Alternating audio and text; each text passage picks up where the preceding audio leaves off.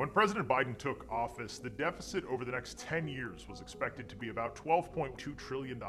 Thanks to a boatload of new spending approved during Biden's first year, that's climbed to $14.5 trillion. One way or another, that shortfall has to be accounted for by cutting spending, raising taxes, or printing money. So what does the new Inflation Reduction Act do to address the problem?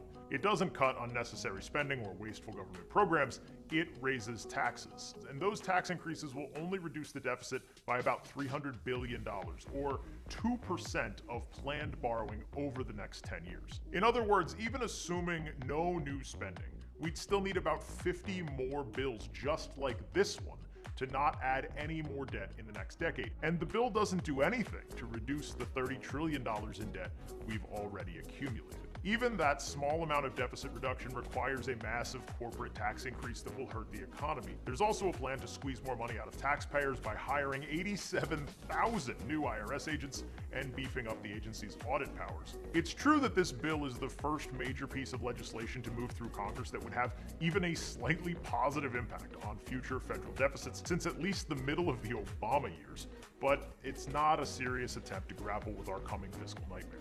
The actual driver of future deficits are entitlement programs. Social Security and Medicare in particular are expected to bring up massive budget deficits over the next decade because they're structured like a Ponzi scheme in which today's workers are paying the benefits of today's beneficiaries. As baby boomers age and there aren't enough working age Americans to cover what they're owed, the system is starting to collapse. Yes, $300 billion might sound like a lot of money, but in the context of government spending under Bush, Obama, Trump, and Biden, and the exploding cost of elder care entitlements, it's actually not very much money at all.